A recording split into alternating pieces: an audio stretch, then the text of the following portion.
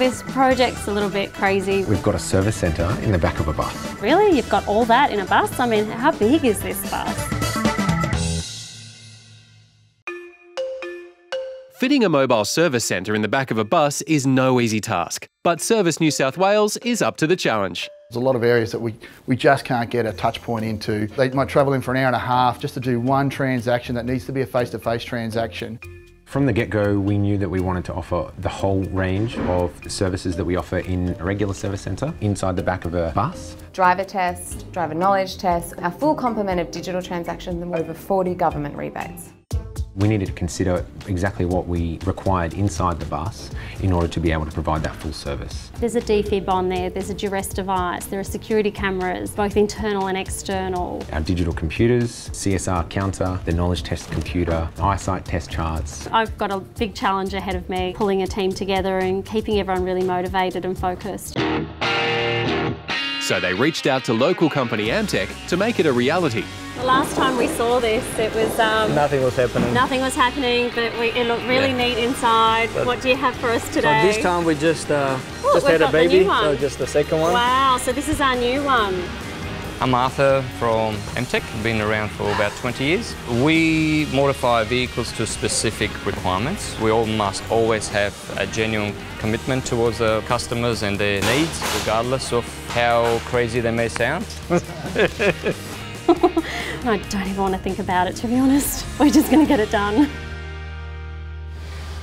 The first vehicle will be an interior fit out, whereas the second truck is entirely a new vehicle getting built from scratch. There's no mucking around, there can't be any time wasted, even a single second can't be wasted. I'm a bit worried about this one. Oh wow, this looks a bit different now. The interior has been stripped.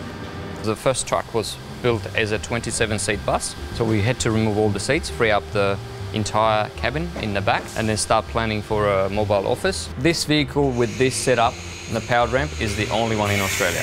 In terms of what's going to go where on the bus, there'll be 2 seats here that will be double seats, so all up we'll have 6. This next section is going to be a little kitchenette, so you'll be here. The staff member will be around here.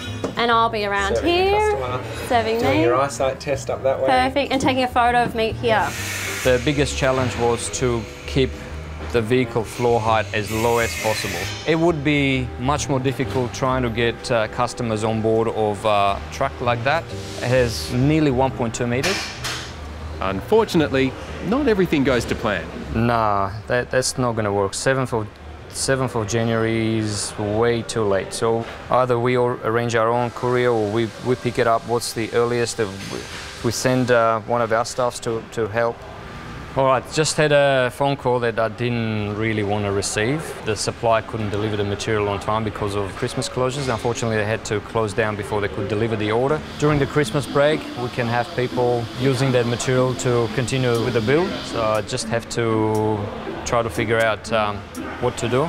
We really have to have the material here. No is not an answer. I guess at the end of the day, if this doesn't go live, it's my head on the chopping block. There's a lot of people involved behind the scenes, so much coordination to get these buses on the road.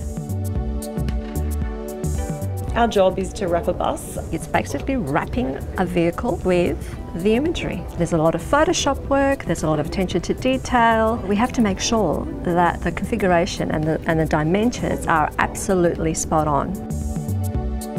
We started off with a kit from Amtech that basically showed us what the dimensions of the vehicle were, but it involved going out to Amtech and actually measuring the bus and making sure that the kit represented the reality.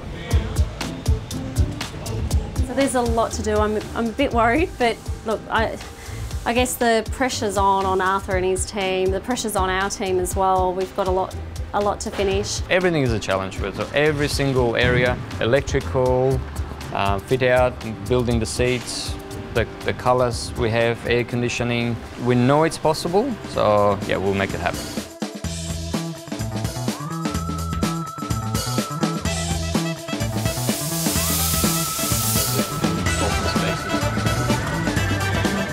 I will definitely try and get on the bus. I'm going on the bus.